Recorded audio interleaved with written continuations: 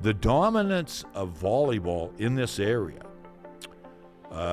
maybe cross country a little bit, well, definitely cross country girls, and some boys as well, as Canyon is doing that, but that is the sport where we seem to really own the rest of the state, or really compete well against the rest of the state. Why is that? Step into the Fieldhouse, your front row seat to legendary victories and untold stories. Hey, I'm your host, Lance Leonard, breaking down sports from the inside out, along with co-host Jimmy Lackey. It's more than just a game. It's the Fieldhouse Podcast. Hello, everybody. Welcome into the Fieldhouse Podcast. We are a production of the Kids Inc. Sports Network. We're co-hosts here. I'm Lance Leonard. We have Jimmy Lackey, CEO, Prez of Kids Inc. Jimmy, what's the best thing that happened to you today? Man, something that my wife hates, but I have to take time every now and then. I went and got a haircut this morning. She hates me cutting my hair off, but I'm so done with it. And so I got She wants you to grow it long? She just wants it longer than what I keep it. And did you ever have it really long, 70s style? In high school. Not long, no. Never past the collar, no. Really? No, my hair never touched my collar. Was there a hair policy at Dumas? No, I think it was more in the Lackey household. Yeah. You know, there's a limit. Well, growing up, and I'm aging myself. I wasn't allowed to have hair till I was in fourth grade. My hair looked like this till fourth grade.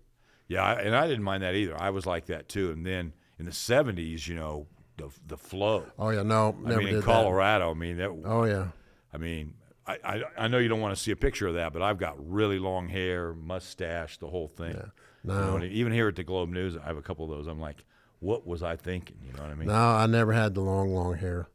I had the way long. I had the hair that parted down the middle and permed it. I had to be never did a perm. I did a perm once. No. Smelled for like 5 weeks, and I'm like, I'm never doing this. But my dad had a brush in the bathroom that we shared, and to this day, if I have to brush my hair, it's the hair brush.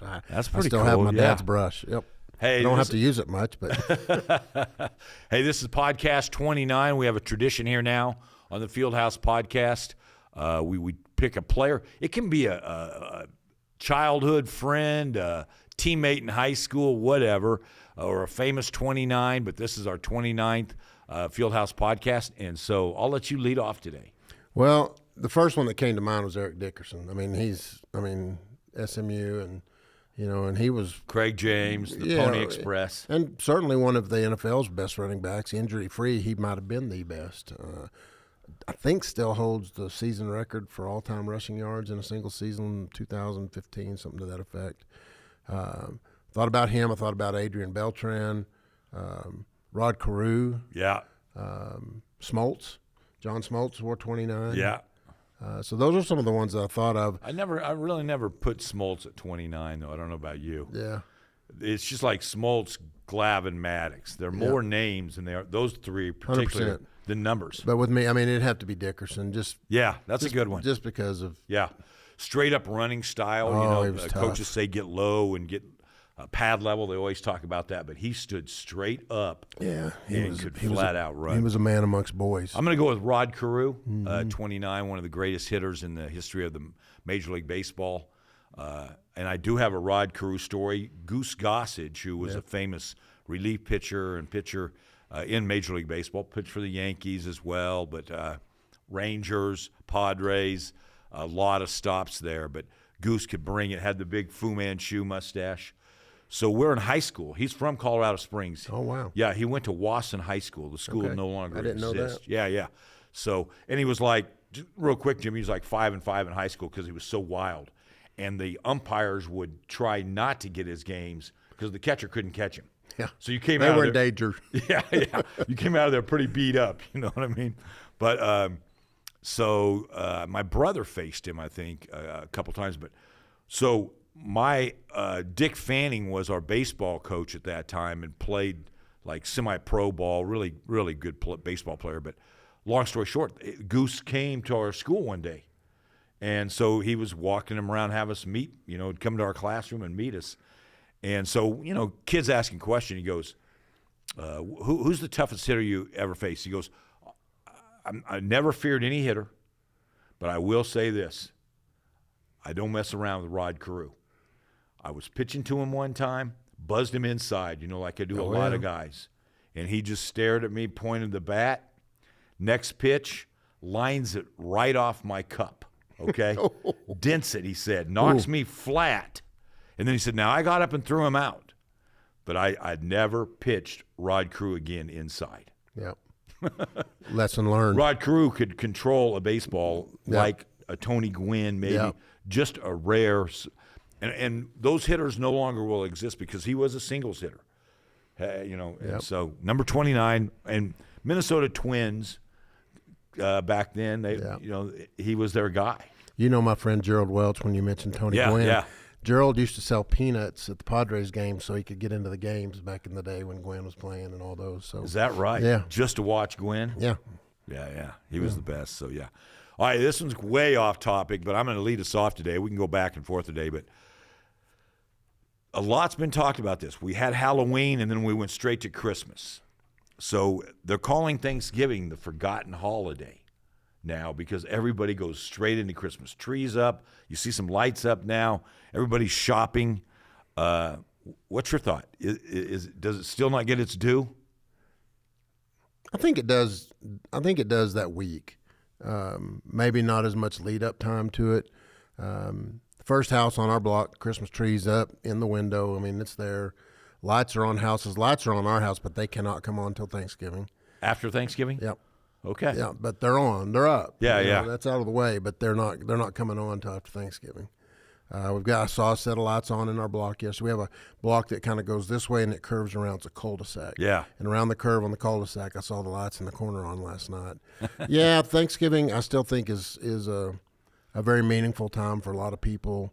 Certainly in the religious sector, I think it's still something that's well thought of. And I don't want to say that it's been passed by, but I mean, Christmas is so commercialized, and you have all the gifts involved that.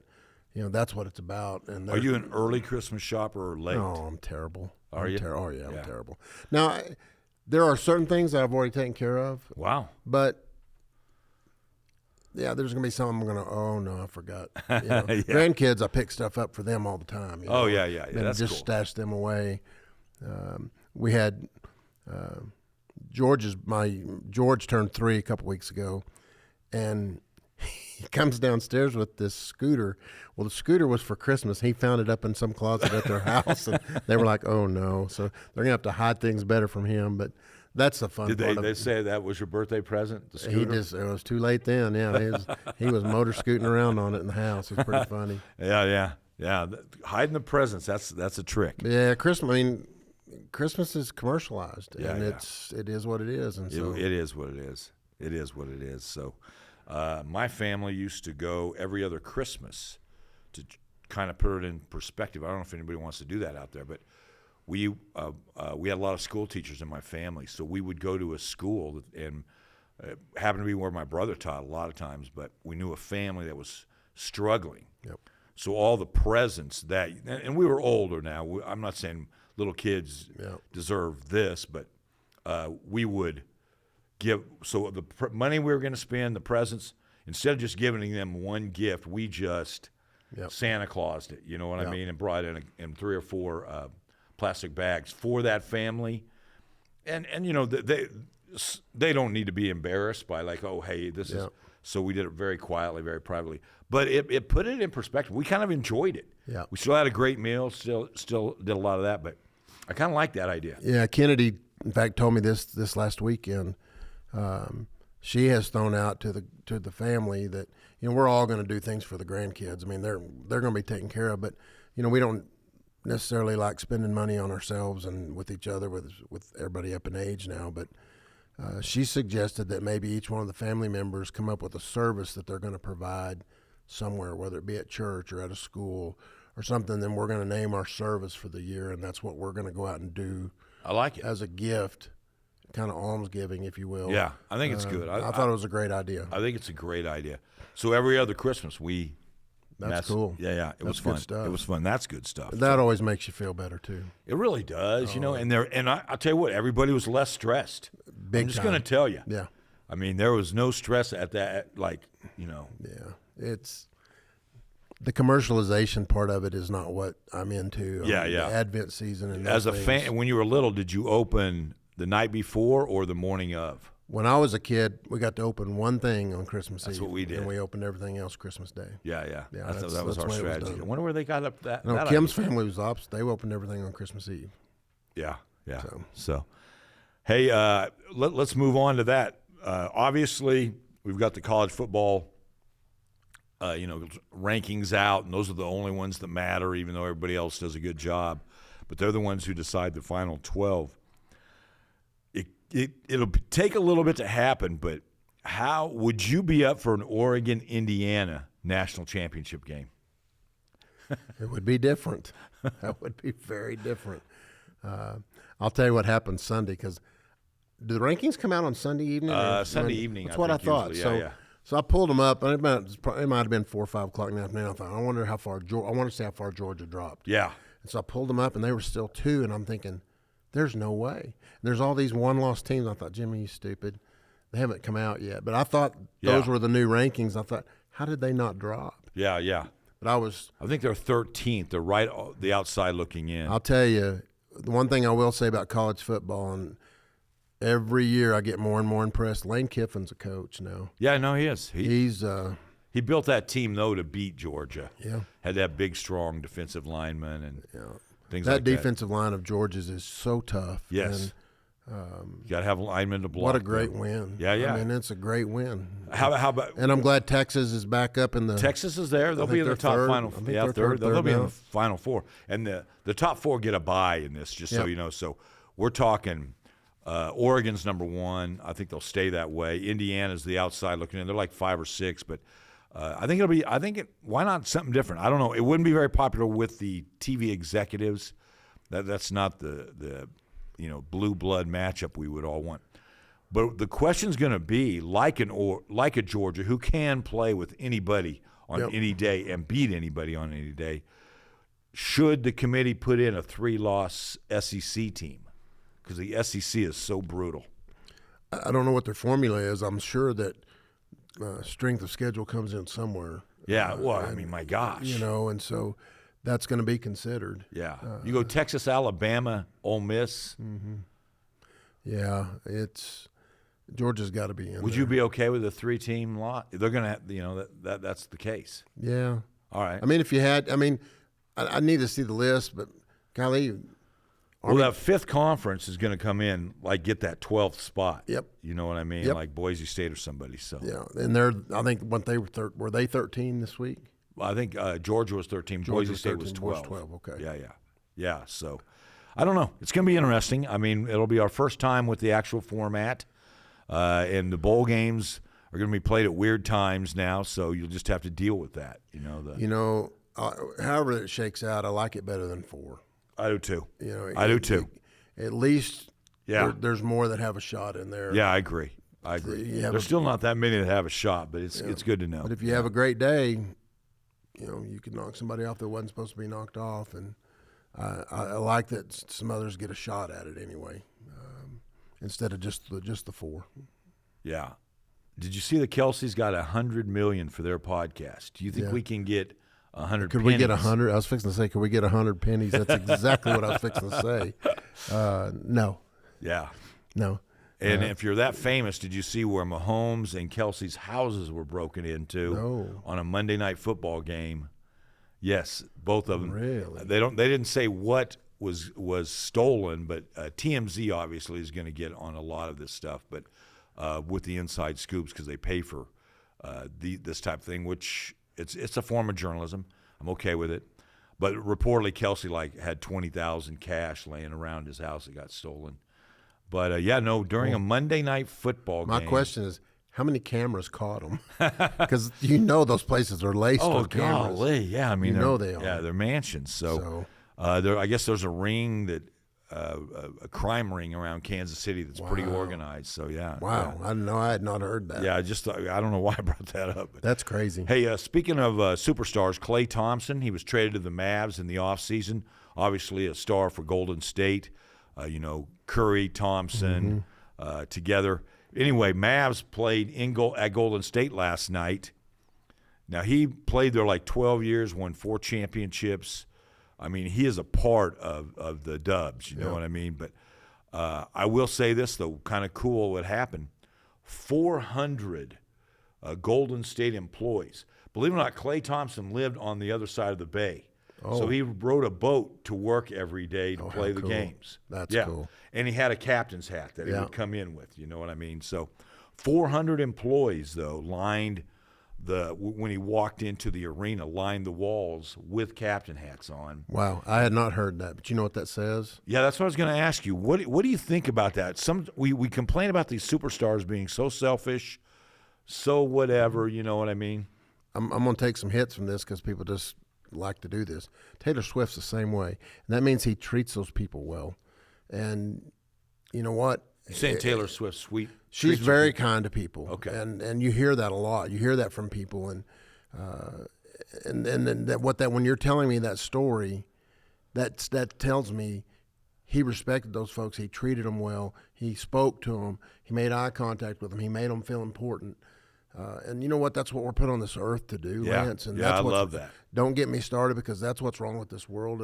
And I tell people this: it's not hard to be nice to people. It's not hard to be nice to people. It's free. Call me cheesy, call me whatever you want, but call that to my face. Don't sit out there behind a keyboard and do it. And, that's. I thought. When I saw that, when I heard about it, I think that showed what kind of person he was there for. Big time. Because I did not see that. Those people that the superstars can just really bash on or really ignore. They know. They see behind the scenes. They know who's the real deal. That means they were treated well by him. Yeah. Good for him. Yeah, I agree. Shout out to him. Good for him. I want to know where they got 400 captain hats. That's awesome. That's awesome. No, I had not heard about that. And how would you like to go to work every day? We just live the wrong style, man. Jerry Jones flies in a helicopter to work every day, and Klay Thompson goes on a boat. I just try to get here. I'm just trying to get here. So, yeah, I love that. Before Jimmy has one, I've got another one. This weekend, it's going to be the Mike Tyson, Jake Paul. Jake Paul has made a name for himself, kind of a social media star, and he's does whatever to get views, to get hits, to make money. So I give him his due. I really do. Mike Tyson, what is he in his 50s, almost 60? But they're going to fight Friday night, and it's at Jerry's World. Will you watch? If I can. And I'll tell you why. My granddad and I used to watch boxing together. And when Tyson came on the scene and was so dominant, and I watched him, I'll stay with this until the end of eternity. When Customato died, that was the end of Mike Tyson, because that was his guardrail. He was the one that could rail him in. He's the one that could keep him focused. He's probably the only one truly that Tyson respected. Yeah. And did what he said he needed to do. And I don't know that Tyson loses if Customato was in his life. Probably pound for pound, the toughest boxer I ever watched. And so I would never bet against him for those reasons, because I know what's inside there. There's a beast in there. Yeah. It's getting serious. But he's up in age, and that's going to have a factor. But obviously, they're taunting each other. They have to. But Jake Paul's never been in with a world-class boxer. No. I don't care how old they are. But who's tough as Tyson's nails. Training, things like that. It was supposed to be in July. He got injured. So, do you think they'll have a bunch of views? Yes. I wonder how many people are going to be. I don't know, but that's going to be a big one, because that MMA and all the boxing stuff like that is well followed. And he's got a huge following. It's marketed well. Yeah, it goes back to our discussion about the World Series. They market it well, and they're putting this thing out. Is it on Netflix? I think it is. I think it's a pure pay-per-view. Oh, okay. I think. Okay. I should know. I didn't look that up. Yeah, but anyway. Yeah. They're marketing it well. I've seen the promos. I've seen it, and I just go back to the days when Tyson, when he was at his best, he was invincible. Yeah. I don't know anybody beats him. I remember I went to the Civic Center. We were doing a story with Michael Spinks. Remember they had that big build-up, and that would last 96 seconds or something, and all these people wanted their money back at the Civic Center. who came to watch it. You know what I mean? That's the way it is. Yeah. I mean, same thing happens in Vegas sometimes too. You know? I think I think people want to see Mike Tyson. He's a draw. Yeah, absolutely. The state of boxing, though, like you said, it is in a bad way. We don't have any heavyweights. That used to be, when you and I were growing up, the fastest man in the world, the heavyweight champion, everybody knew these people, and it was an honor to have that title. Yeah. And now it's like, and it's okay. MMA took over, professional wrestling as well, took a chunk of that. We want to be entertained. Sometime watching two guys just hammer each other or dance around is not entertaining enough. But it should be interesting. I admire Mike Tyson for going in this ring. You know what I mean? Because he is older. Punches do different things to you, but he's pretty confident. Trust me. And I think Jake, if he's well trained, here's the deal. Here's his philosophy. We saw him fight forever, Jimmy. Feast or famine. Mm-hmm. Get it over in 3 rounds, or if he knocks me out, I'll knock you out. You know what I mean? Yeah. So he's not planning on 12 rounds out there. So he was good at his prime. I'll tell you. In fact, I'm gonna say in all the boxing I watched as a young person, he was the best at it, and I'm including Ali in that. Yeah, too. Ali was the best for me, though. I will say he that. Long term he was the greatest. But yeah. Pound for pound, Tyson was tough. One of the local things, and you were involved in this with your daughter for a while there, is high school volleyball. Girls high school, and just call it high school volleyball. Yeah. This week, as we're taping, we have Canyon Randall playing for the Class 4A Division 1. We're in Division 1 and Division 2. So, anyway, for the Division 1, no, this is 2. Division 2 regional Division 2 regional championship. And they got rid of regional tournaments, so they both won on the road a little ways away, and now they're going to be playing in the box. West Plains is playing Decatur. That's in the Division 1 one for that trip to state. Emerald High and Tascosa just lost in the regional semifinals. Vega's in the regional finals. You can go down the list. Bushland. Yes, of course. He's a good guy we should get on this podcast. Yeah, we need to get Jason on here. Jason Culpepper, Also a race car driver. He is. Yeah, he is. Yeah, but anyway, the dominance of volleyball in this area, maybe cross-country a little bit, well, definitely cross-country girls, and some boys as well, as Canyon's doing that, but that is the sport where we seem to really own the rest of the state, or really compete well against the rest of the state. Why is that? So, you know me, I've always got a story with that. So when we were in high school, volleyball was just not on the map. And I'm just being honest. And mainly in Dumas, where I grew up, it was because our girls' basketball team was outstanding. Our junior year, they went state, lost, came back our senior year and won it. Beat Canyon in 2 years in a row, and back when only one team came out of district, to beat Canyon 2 years in a row to get to the playoffs, and then lost at the state semis in our junior year, and then our girls won in our senior year. And 6 years later, who came on the scene in Dumas? Jack Wilson has been wanting to be a head coach. P.D. Fletcher was the basketball coach, and Jack gets that volleyball job. And I can't remember how many games they lost early on, and they win a state championship in volleyball. 3 years later, P.D. Fletcher goes to Highland Park here in Amarillo because you know why? They didn't have volleyball at the time. Wow. But he went somewhere where he could coach and not have to have volleyball precede him. And my dad had a philosophy about that. He said the girls that play volleyball that can play basketball, by the time basketball season rolls around, little burnout. They're burned out a little bit. Yeah, so that put a dent into the basketball league. And then you've got those coaches that don't want them cross promoting and playing both sports. And so, I can remember Jayla my oldest daughter had to pick, or she didn't have to pick. There was a situation presented to her, and Coach Lombard was very upfront about it. And he said, are you going to play this her junior year? Are you going to play volleyball? And she said, yes, sir. And he goes, okay, I'm going to leave you on JV for your junior year. She said, Coach, I'm just going to go straight volleyball. Probably one of the first people to ever tell him I'm going to go straight volleyball. Yeah. But Joe always told me he respected Jayla for that decision. Oh, yeah. And Jayla was a good shooter. And that bunch of her class that was Nicole Hampton. Them didn't lose a game all year long. And, they were good. But she went and did what she wanted to do. And I was so proud of her for making that decision. But volleyball in mid-'80s, you think about Dumas and Hereford, 11 state championships amongst between Brenda and Jack. Yeah. And that really, and then, of course, Jan Barker and Emerald High.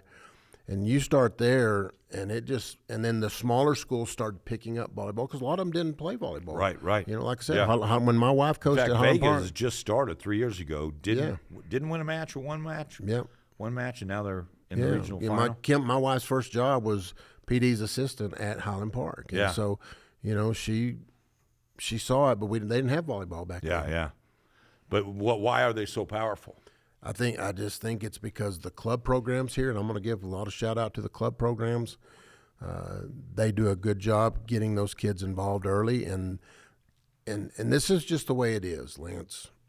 When I came to Kids Inc., and I'm going to start year 30 as we're taping next week. Wow. Okay? There was one club volleyball program. It's called JOVA, Junior Olympic Volleyball Association. That was the only club volleyball program in town. Then High Plains Volleyball came on the scene. And then what happens, and we're supposed to shoot straight here, so I'm going to shoot straight with you from my perspective. When parents get involved and things don't go their way, that's when you see another club pop up, and this group kind of mingles and goes over here. And I don't know how many volleyball clubs have come and gone through all my time here. But those kids get started here. Yeah. And they decide, man, I kind of like volleyball. Yeah. And I'm going to throw this out there. Volleyball's not a contact sport, and so there's a lot of people that like that part of it. And so it allows you to do some different things with your body skill set wise that basketball doesn't. And the club programs have done a really, really good job of training kids. And I'm going to give our club coaches. They get a good taste here at Kids Inc. though of it too. They do. Yeah. But once they go, if you're gonna excel, once you get about 3rd, 4th, 5th grade, you're going to have to migrate. Make a decision. You got to make that decision that we didn't have to make when we were kids. Yeah, we did. We were encouraged insane. to do it all. And those, again, I'm going to commend our club programs. Yeah. And I'm sure, not having been involved in all of them, I'm sure there's some that are better than others. I don't know that anymore. We've been out of it for so long. But you also have some great high school coaches You've got that's where I was going next. Yeah. But ultimately, those club programs have to satisfy that high school coach to a certain degree because they do have a big piece in the pie of where those kids go from there. Because those kids ultimately want to play for their high school. Yeah. They want to wear the black and gold. They want to wear the purple. They want to wear the silver and black. Whatever the case may be, they want to wear their school colors. Yeah, and the bottom line is where they get the scholarships from. And that is in club a lot. Yep. Where they actually get noticed by. You go to those. I mean, I remember Hallie going. We went to San Antonio and they played in the Alamo Dome. Yeah. Yeah. And anybody that knew me back then knows. Wherever the farthest away I could sit, that's where I sat. I didn't want to be down in the mix and the yelling and the screaming and hollering. So in the Alamo Dome, I literally found a way to go up to the second level. And just sit right on top of our court, but there wasn't anybody up there by me. And all the yeah-yeah and yelling and screaming and hollering was going on down there. And I just got to watch some volleyball. But I think it's extremely well organized in the Panhandle of Texas. And I give a lot of kudos to a lot of people involved in the club levels that do such a good job with volleyball, that promote it and keep the interest up. I like it too. And we've got some good basketball programs out there too. I mean, John Pointer, Hoop 10, there's some others out there in the club basketball, but they're not as many and they're not as wide spreading as volleyball is right now. Yeah, no, very well said. And I will say this, the Vegas, the Bushlands, they're going to test themselves against these really the West Plains, the Randalls, the Canyons, the Emerald Highs, the Tascosas. They're going to play these teams early and not worry about losses, and I think they get better. Like, for instance, when Bushland plays an Emerald High or a Tascosa early, Are they going to see a better team than that the rest of the year? Maybe, but likely not. Not at their level. Yeah. So I respect that about the coaches too, not being afraid to go take an L or an upset and play each other. Well, West Plains is playing a Panhandle girl. I mean, Decatur's coach was the Hereford coach before she went to Decatur. Yeah. And played at Hereford. Yeah. It's a great legacy though. It's one that maybe not enough's written about, but when you look at the playoff brackets and you can just year after year after year, Jimmy, just see how outstanding they are. And it's either get up there or fall back. You know what I mean? I think most of these programs around take that challenge. Hey, let's get in there and fight for that thing. Because if you can get out of here, you got a chance to win state. That's what's cool. I'm going to give one more little bit of a theory in this whole picture of volleyball too. And I'm going to give a lot of credit to Kim Hudson-Williams. When Kim left Emerald High to come to WT, she put a product on the floor that is what established the WT volleyball program. And that was carried on. Jock Motzi had it for a year, Debbie Hendricks, Tony Greystone, and on down the road. They set a university program right here in the middle of where all this is happening, that we've had a lot of kids from these club programs go to WT and become All-Americans. Yeah. And so I got to give a lot of credit to Kim. I was working at the university when Kim came, and I got to see that firsthand what she did, and won back-to-back national championships. Kim won one, and then she left to go to Northern Arizona. Jim Giacomotti comes in, wins one, and then we've won two more since. And so, it's all the way up through Kendra, they've done so well. Yeah, no, it's so fun. Having a good university program right here, and Tony Greystone down at Tech. I mean, there's places these kids can go, and they know those coaches because those coaches are. Yeah, groomed here. They're in the mix. It is an amazing thing. I just wanted to get your thoughts on why that is. Speaking of amazingly bad, let's talk about the Dallas Cowboys, okay? They're ranked. That's a weekly discussion. They're ranked 23rd in the latest ESPN Power Poll.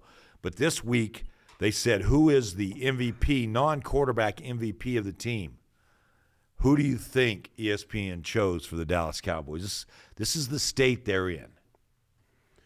Oh, man. He doesn't play on offense. He doesn't play on defense. It's got to be their kicker. Yep. Aubrey. Uh-huh. I mean, the reason I know that's because he's on my fantasy team, and I at least get some points out of him. Yeah. It's got to be him. That's who it is. That's what does that say about the Dallas Cowboys? Well, when you have Micah Parsons, and granted he's been hurt, but when you have those folks, you've got talent, you've got money on the table. It's culture. It's locker room culture, and it's not good. It's not good. I saw Micah Parsons being interviewed this week, and it was pretty brash. I don't know if you saw it or not. I saw it. Talking about the climate in the locker room and how McCarthy doesn't have anything to do with that, and he was sad for his senior teammates that so badly want to win one, and here they are. Their time is short. Yeah, and he's thinking about them, and he's going, McCarthy didn't have anything to do with that, and that right there gave me bird's eye view of what's going on in that locker room. Yeah, and this is an outsider looking in, and I'm not going to be the old man on the lawn type thing, but if you look at some of the NFL teams, Jimmy, they're led by somebody, whether it's Detroit Lions, Coach Campbell, or other teams, but Micah Parsons, Dak, CD, I think they try, but it's a lot about them and not about the team. Mm-hmm. Okay, so I don't think Dallas has that leader. No. And Coach McCarthy, that's not his style. No. You know what I mean? So I think that says a lot, but they are tanking. You're a Cowboys fan. Have you ever seen the Cowboy fans so disgusted right now, and we're not even at Thanksgiving? Well, it's just comical. So given up. It's just comical. I mean, it's just become comical. They're writing. The Cowboys fans are writing their own jokes now because it's that bad. However, if you looked in the stands, sold Still out. There. They're buying those $18 beers. They're drinking those $14 Mountain Dews. Yep. And he's going to have Tyson in the house and make a ton of money off that. And, he's like I always say. He's counting his money. And I'll say this, people are sick of me repeating it, but when Jerry Jones wakes up, he wakes up in a mansion in Highland Park. When he goes to a Dallas Cowboys game, he goes out to his heliport, gets in his helicopter, flies to Jerry's World, lands one street away from the stadium, walks in, watches his team in a luxury box, watches them lose, says something to the media, walks out, get in his helicopter, maybe waves to George W. Bush as he's landing, who's one of his neighbors, and then goes up to sleep in a mansion. Well, he goes and counts his money first. Then he goes to sleep. That if that's failure in life, I think a lot of us would like to try it. Yeah. They still have, in my opinion, the number one professional organization on planet Earth, win or lose. Yeah. And you get outside of our world, and all people. But your kicker's your MVP. Yeah. He is on my fantasy team. He's done really well. He's unbelievable. He's done very well. Hey, let's close it with this one. I've trying to change things up a little bit on the Fieldhouse Podcast. We can't thank you enough for joining us today. We are a production of the Kids Inc. Sports Network. But what are 3 things in life you wish you were better at or would like to be better at? This kind of goes into what we were just talking about, and I've read a lot about this here lately. Well, golf's one of mine, so I'm selfish on that one. Yeah, my days passed with golf. My days have passed, but I'm still clinging and fighting. I'll tell you the things things I struggle with, and I've told this to some people here of late. Mentioned one of them last week with Andy's deal. I've got to get better of getting to the point and just bullet pointing my thoughts instead of getting knee deep in the weeds. I catch myself questioning myself sometimes. Am I in a fog? Am I able to organize? I used to think I was extremely good at organizing things, and I kind of come to my desk sometimes, and I've got 6 things on my desk. Yeah, did I not? Why didn't I get that done already? Yeah. Why are they scattered out? That's one of mine, by the way. How did I used to do this? Yeah. And I like that. So my wife and I talked about it. She goes, Jimmy, you have too many irons in the fire. She goes, and I'm not, she said, not saying too many irons, but she said, you have a lot of irons in the fire, and it makes your mind go different directions. She goes, you're not in a fog. You're not in. Just get one thing done at a time, maybe? Here's where I go. And you've been a part of this because you've been on our board for a long time. But think about this. When you came on the board in 2005, I know when you came on the board, we had Amarillo. Yeah. We had just bought the indoor soccer arena. Okay, so we had it in our building down the street. Yeah. Today we've got all of that plus about 8 more sports, Elk City, Hereford, Dalhart, every day. And a little thing called? And a thing called Rock Road Sports Park. There you go. And so I say it all the time. We've created a monster, and today, every day, we come to work to tame the beast. And it all comes down to, for me, and I'm off subject with your 3 things, but it comes down to me is, am I doing everything I possibly can for my staff to give them the tools to do their job? That's first and foremost with me. Am I in family, obviously being at the head of that list, and things at church. Those are the things I think about. Is I think about my church all the time. I think about my family all the time, and I think about my staff all the time. Those are the 3 things that I focus on regularly, and I've got to make sure that my staff, Maddie's sitting over there, I've got to make sure she has the tools that she needs to make us look good. To be the best she can be. Because she's the one that puts our face out there. Yeah. And do you have all the tools you need? And she's not afraid to come say, hey, what about this, or this? And if it's feasible, we do it. Yeah. And so, things at church, things at home, things with my staff, those are my top 3 things. So you want to get organized a little bit, or just get the things done. I just want to think I'm organized. I think the folks around me help keep me organized. Yeah, I think I'm going to go back. And I like that. I like that a lot. I'm shedding a lot of distraction stuff. Yeah, I don't have time for the negative. I don't have time for drama. I don't have time for those things that I probably spent too much time on in the past. Oh yeah. Upset parent, I'm going to get to the bottom with them real quick, and I'm going to let them know, here's a line in the sand. Play or don't play. Yeah. But don't sit there and tell me my staff's doing a bad job, because you're not going to be able to convince me of that. Yeah. So that you might, don't waste your breath. Yeah, it's lessons learned. I was just curious if there are things you want to get better I got at. two things. How about WT winning a couple ball games in a row? Beating Kingsville down there. I like it. Beat Midwestern. I didn't see that one coming. I like it a lot. And I got a good friend, the head football coach at Midwestern, and I wish Rich nothing but the best. But boy, I was glad to see our kids win that ball game. Josh Lynn, yeah, and especially what happened. We had the new athletic director on, and already as a resignation came about with Coach Webb, who had control of the women's soccer program for the last 15 years. Yep. So I think they're on I think WT coaches are on a little pins and needles. I think that's on purpose by him, and we'll see how that flows. But with that said, when you're not hired by the new AD, sure, you probably fear for your job a little bit, which is okay.